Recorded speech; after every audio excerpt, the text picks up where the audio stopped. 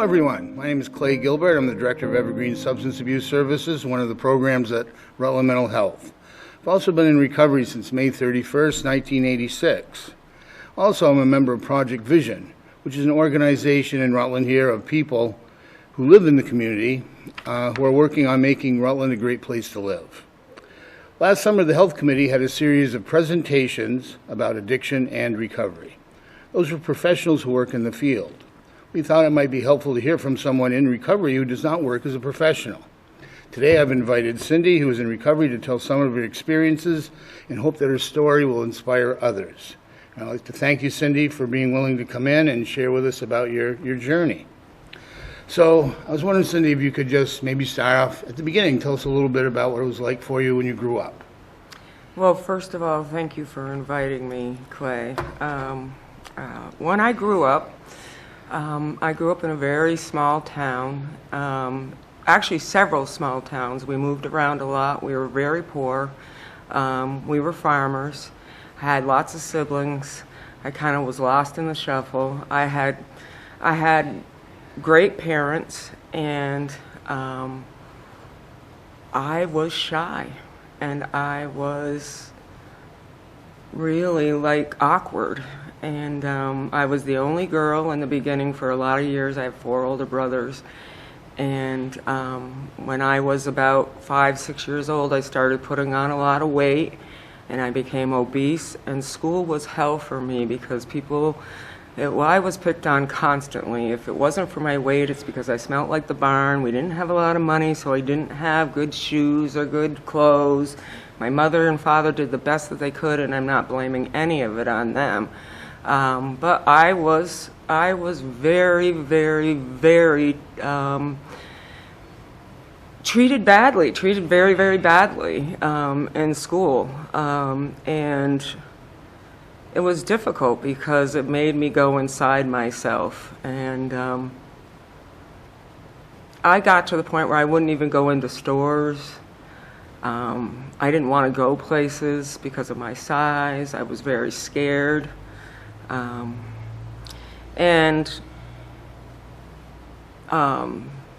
It just was, I had a lot of good times in my growing up too. My parents did the best they could. They were good to us kids. I had a lot of good times, but I also had a lot of heartache from the way I was treated, and just not fitting in. Wow, that's tough. In. And, kids can be very cruel sometimes, and sorry that you had to go through that. When did you first start, dabbling or trying alcohol or drugs or whatever? I tried alcohol for the first time. I probably tried sips of it. I have 4 older brothers, so of course they had it around. And I tried sips of it, and I never really liked the taste of it. But I got my hands on some vodka when I was about 13, and I drank a little bit of it. And although I hated the taste of it, I loved the way it made me feel because I could talk to people. I could go places and not feel self-conscious like I always did. And as I grew as a teenager, when I became 15, I found out I could drink in New York. Even though I looked older and I could go to New York and drink. And I hung out with people who drank. And the reason I did was because it was the only way I felt comfortable to be with other people. And I loved it. And I binge drank. I binge drank a lot. I would not drink. I would not drink for a while, and then I'd pick up a drink and I would drink with others. And I really loved it because it made me feel good. And I got involved with a man who drank, and we both drank together a lot, and he got violent when he drank eventually. I didn't get violent then when I was a kid, but he did. And we realized that he at least needed to stop. I was pointing the finger. He was the alcoholic. I didn't think my binge drinking was alcoholism. And, he went into recovery. And when he went into recovery, I realized that the only way he could stay is if I went into recovery too. And I said, well, I'll just quit drinking. And at that time, I was able to do it. And we didn't drink for 24 years. I didn't drink for 24 years. Did you stay together for that 24 years? We stayed together for that 24 years, and we raised a family. I got an education. I got an awesome job. I was active in the community. And I kind of like swaying on the tailcoats of his sobriety. I listened to what he had to say because he was really doing recovery work. And I kind of just, tried to follow the things that he said, and I stayed away from alcohol and drugs. I didn't pick up any because I knew if I did, that I could someday be an alcoholic. That's what I thought. I could someday be an alcoholic. And I didn't want to be an alcoholic. There was alcoholism in my family on both sides, all the way up through. So I'd seen it before, and I, of course, didn't want to be an alcoholic. Yeah, it's funny how, I had a similar experience where it was all rampant in my family, and when I did decide to have a drink, I always told myself, well, I'm not going to be like them. I'm not going to end up like them. I'm not going to turn out like them. Yeah. It'll be different for me. Right. I can handle it. They can't. All that other stuff. And I said the same thing about my husband's drinking. Oh, I won't act like him. I'll never be violent on alcohol, because I just won't drink, and then I won't have to ever worry about it. So 24 years passed of not drinking for you and your husband. It sounded like you had a good life. And Great things job, were going along wonderful good. kids. And then what happened? Well, I had an accident, a car accident, and I ended up with a concussion and a lot of contusions to my lungs when I left work late one night in a snowstorm. And the concussion really altered my ability to, what's the word I'm looking for? It altered the way that I was thinking at the time. I couldn't get my brain back to the way it was. I had a really hard time coping some of the days.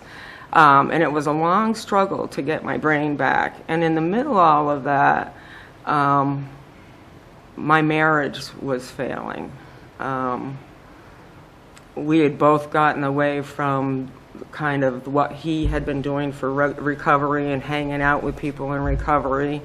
And our marriage had started to have problems, and we split up, and I picked up a drink just for a little bit of comfort, to give me a little bit of comfort. And I was off and running. I started binge drinking again right away like I did when I was a kid. And it was shocking to me. It was like crazy. And next thing I knew, I was a daily drinker. Like in a 6-month period, I was a daily drinker. The disease, which I did not know really anything about, very little about, had progressed, even though I didn't drink all those years, had progressed to the point where I just was a wreck in a very short period of time. And why do you call it a disease? Because I know, I believe that's what it is too, and some people I know have a hard time wrapping their brain around that concept. What's your understanding of that? It's a disease that affects us, those of us who have it, both in 3 ways. It affects us, our body. It affects us, our body and what our body can and can't do. So it affects our actual personhood, It affects our mental abilities, and it affects our spiritual relationships. And so it affects me in 3 ways. I've done a ton of reading about it, and being in recovery, I've really learned what alcoholism is and how it affects me. I not only had the craving for alcohol, which was physical, so that's the physical. I had all the mental thinking about alcohol, the emotional pieces, when I started drinking again that 24 years later and I was working, all I could think about all day long was that alcohol at the end of the day that I could have. So just I was obsessed with it. And spiritually, I became very broken, because a lot of times when you use any kind of drug excessively, and alcoholism is no different than any other drug. It is a progressive fatal disease. It will kill me just like heroin would kill me. Only it might be a longer and much more painful process, in fact. And I know that today from being in recovery and being taught things by being willing to reach out my hand and say I need help, and hearing about this disease a lot more, and researching about this disease a lot more, understanding this disease a lot more. It affected me to the point where I was so broken mentally, and I had a successful job, I had 4 kids, I had the 2 cars in the garage, I had a failing marriage, but I hadn't lost anything else yet except for me. I had broken up many of my moral codes. I was broken inside, and I got to the point I just wanted to die. I just wanted to die, because all I could do was either drink and be miserable, and I drank by myself most of the time, drink and be miserable, and I knew that at some point everything was going to crumble around me, and I wanted to die. It was horrible. And it only took, like I said, 6 months. Wow. I hadn't drank in 24 years, and in 6 months, I was a mess. So how long did you stay a mess? I mean, I drank for 18 months. The last 6 months of my drinking, I tried to find recovery, and I kept failing at it. And the biggest reason I think I kept failing was I kept thinking I could do it on my own. That there was some answer. You know, I was strong enough to do everything else I had done in my life. I'd done some wonderful things in my life that I loved, and I was strong enough to do those. Why couldn't I be strong enough to figure out how to quit this alcohol thing? You know, I'd done it for 24 years. I couldn't believe I was an alcoholic, to be honest with you then. I didn't realize, you know, all those years that I was an alcoholic. I was an alcoholic right from when I first picked up that first drink. I never drank without getting, you know, the thoughts of getting drunk. That's the only reason I drank. Mm-hmm. So, I don't know. So then, I mean, so at the end of that 18 months, what happened? What changed? What made you reach out? Because you know, there's usually something that happens. Yeah, and honestly, this is pretty hard. What happened? When I drank, I never knew what was going to happen, and I mean, I never really got into trouble with the police unless I was drinking. Right. And I never really got in trouble with any other people that much unless I was drinking. And there were several scrapes with police, and I never got picked up for drinking and driving, but there's a few times I should have been, and I'm grateful that that never happened and that I never killed anyone. But I got so morally, emotionally, and spiritually bankrupt that I literally decided the only way out was to die.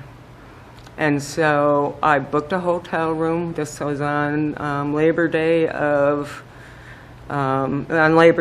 and I booked a hotel room, and for Friday night, which was that following Friday, and I had the gun, and I had a plan to kill myself. And I wrote suicide notes. I got all my papers together, and on that day I wrote a video, or talked into a video on my phone for my family. Now, mind you, I had 4 kids, so it was pretty scary for me to think about leaving my 4 kids. But I also knew that I was nothing. I was nothing to them that could help them at that point. My behaviors were bad, and I could not be a mother to them. And 2 of them were grown at that point, and 2 were a little younger. And they had never seen me drink until that point. in fact, we lived in an alcohol-free house with alcohol-free parties for years. And so they were scared, and I just wanted to die. And I did a lot of praying about it, and I was praying, and because I had had a few days of sobriety here and there, some days where I didn't drink, and I was able to not drink even though I wanted to. And I was praying to God, and actually I got to the point where I was screaming to God, saying, I don't understand why I can't get sober. I don't understand why there's times that I do. Why do sometimes I stay sober and sometimes I don't?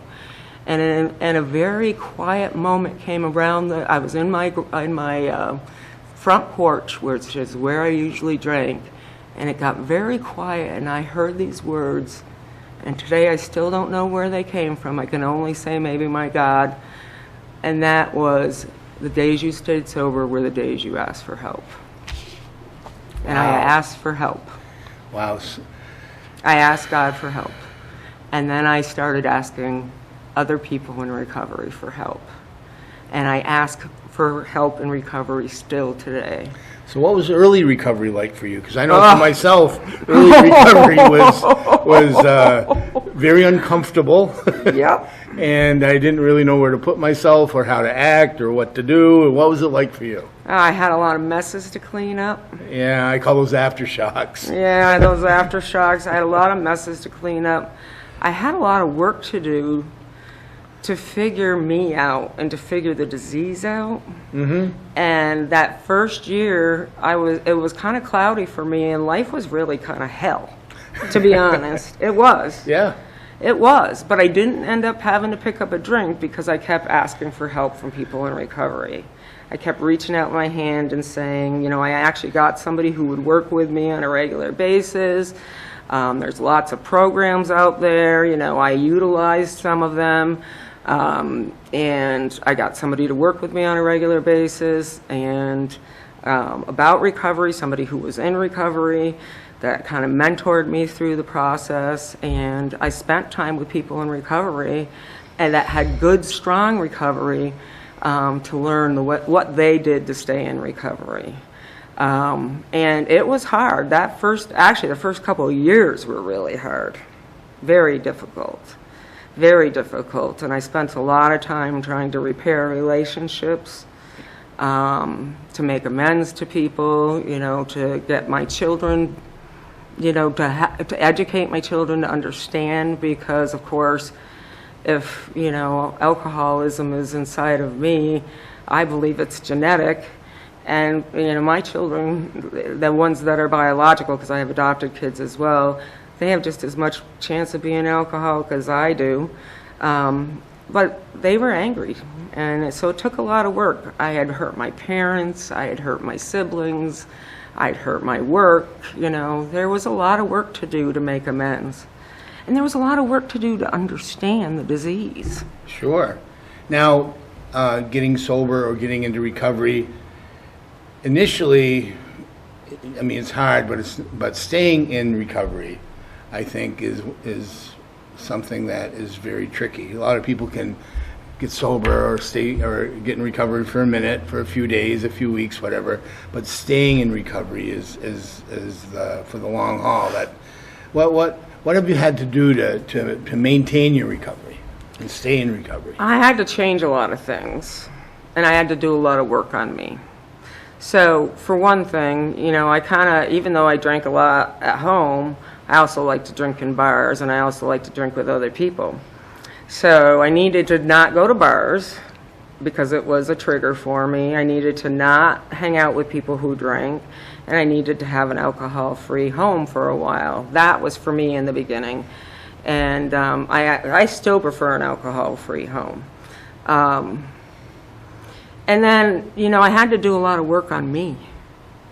I had a doctor who directed me some different places. I had a counselor who helped me. There was a lot of, different programs that I got involved with that helped me. And the most important part was acknowledging every day that I am an alcoholic, I can't drink safely, and that, you know, if I pick up that drink, my life is going to be ruined again by alcohol.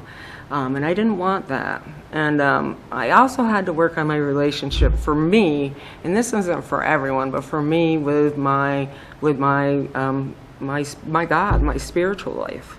I really needed to work on that. You know, I started going to church and really trying to live the way the way I feel my God intended me to live, instead of the way that I was living when I drank. Sure. Now, you've described a lot of work, a lot of pain, emotional pain, having to clean up messes, trying to figure out who you are, having to learn a lot, having to change your lifestyle. That's a lot of work to do. So what's the payoff? Oh, the payoff is freedom. Freedom from the bondage of alcoholism, and also freedom from the bondage of myself, because even when I wasn't drinking, Clay, all those years in between, I still was acting like an alcoholic in many ways. You know, I still had a lot of tendencies of trying to control everything, which always made a big mess of things. You know, I still had, you know, some sneakiness to me because of when I was younger. I'd learned from drinking, and you know, there were a lot of things that were not so good in those years that I thought were really good because of my behaviors. And I got to work on me and my behaviors, and I still get to work on me and my behaviors, and now I have freedom. Freedom from having to fight every battle, freedom from having to drink and waste my time and my life doing that, you know, freedom from having to act a certain way. I just have more freedom today than I ever had. Alcohol and my disease kept me in bondage. And I don't have to do that anymore today. I have a wonderful life. I travel. I have tons of friends that are in recovery. They're some of the best friends I've ever had in my life. We do fantastic things together. We have campfires. Even through COVID, we had campfires outside so that we could see each other. You know, we go places together. We plan events. We go to concerts. We have big, huge parties. We do everything. A lot of us do everything together with our families. And, you know, people who've been around for a while that have been sober or drug-free have really taught me a lot. But only if I'm willing to ask them to help me. And guess what? All of us that are in recovery, that love our lives, are really willing to help. So if people ask, we'll help. And people directed me where I needed to go and for the help that I needed. People who were in recovery. But I have a great life today. I am the freest I've ever been in my life. That's awesome. So I'm just wondering, for our viewers, what message of hope could you give? Or if someone's struggling, they don't know where to go or what to do, what would you say to them? Oh, message of hope. I think that for me, the biggest thing was learning that I couldn't do it myself. So the message of hope is that if you become willing to reach your hand out to someone else who has strong recovery and willing to take the help that they are offering you, or use some of the programs, some of them are listed right up here that are available to you, that your life can change from sitting and doing nothing except for using a drug that is destroying you to having a life where you can really enjoy other people. You can become who you were meant to be. It's not easy. It really isn't easy. But if you work at it on a daily basis with others, it becomes much easier and life becomes so much better. It really does. It can happen for other people just like it happened for me. There's nothing special about me. You know, there isn't. There's nothing special about me. If I can get sober, anyone can get sober. And all I needed to do was accept help. And that's hard to do. That's hard to do. Good for you. And I always, I think it's good that it's a little difficult to get clean and sober, because I think that makes us, if we have to work for it, we value it more. I always use the analogy of two young kids who both want a bicycle. And one of them goes up to Dad and says, "Dad, can I have a bicycle?" So Dad buys him a bicycle. The second kid goes up to Dad, "Dad, can I have a bicycle?" "Well, you better, work for it, mow lawns, shovel snow, deliver papers, whatever. When you save enough money, you can buy a bicycle." So that's what that kid does. So now both kids have a bicycle. Which kid's going to take better care of the bicycle? The one who worked for it, yes. And you're absolutely right, because I don't want to lose what I've worked so hard for. And one drink will take that away from me. One drink. Because I'll be off and running. I don't want to lose that, so I'm vigilant. I stay vigilant in my recovery by working with others on a regular basis. By staying away from the things that I should. Good for you. Now, if someone isn't quite sure where to look for help or how to ask or who to ask for help, what some thoughts around that maybe? Well, Rutland Mental Health and the Evergreen Center, as well as the Turning Point in Rutland, have many, many choices for you. They have ways, if you go to one of those places, they have ways that they can show you where you can use their programs and other programs to get into recovery. Some people need treatment. I was a daily drinker. I probably needed treatment, which means I should have been detoxed, but I detoxed myself at home, and it was not easy. So some people really need treatment, and should, I believe that, and some people choose to go to treatment first to get sober. And then, if you go to one of these programs, there's all kinds of programs besides what's up here on the screen. There's AA, there's many other ways. There's church, there's a lot of church programs that teach sobriety. A lot of them are about changing yourself too, changing the way you think, because I had a lot of old ideas about the way I should live based on my past and my alcoholism, and I had to change some of my ideas. And going to some of these places have helped me to do that, and hanging out with people who do that and doing some of the work that they suggested, which was a lot of work. There's classes you can take, and doing some of that work has helped me tremendously. So there's lots of places. Yes, I agree. And just to add to that a little bit, sometimes we think that nobody knows, so we don't really want to talk to people. In reality, everybody, maybe not everybody, but a lot of people knows that we're struggling. We have problems. We drink too much. We use drugs, whatever the case might be. And reach out to your doctor, your primary care physician. Yep. That you see, your pastor, Uncle Joe that quit drinking 20 years ago. Yep. Talk to him. Everybody knows somebody that stopped using alcohol and drugs, right? And they usually know where to go and where to point you. And you mentioned detox, and that can be very important for people, particularly if you have any medical complications, because detoxing from alcohol can be medically dangerous. So that's something to keep in mind. We're pretty much winding down here. I want to thank you so much for coming in today and sharing your story. I know that's, that can be challenging telling your story here to the media. That can be a little nerve-wracking, and it takes a lot of courage to do so. And obviously you have that courage from the journey that you've had to travel in your recovery. And I just, I'm in awe of your story, and I just want to thank you so much for coming in today. Well, you're very, very welcome, and I'm grateful. I'm really grateful to be sober. And I'm grateful to be here, even though I'm outing myself to the community, because I want people to know there is hope. There is help. And without all that help that was out there, my doctor directed me to a lot of help. I'm glad you mentioned the doctor. She directed me. Without all that, where would I have been? But there is hope. And life gets so much better in sobriety if you can just hold on through the beginning. And I've had a lot of bad things happen to me since I've been sober, and I haven't had to pick up a drink because I've had the help of others and that have stayed sober through hard things. I'm grateful for that, too. Thank you. I'm grateful to be here. You're very welcome, and we are out of time, and if you're anybody out there that's struggling or knows someone that's struggling, just have them reach out for help. The help is there. Thank you.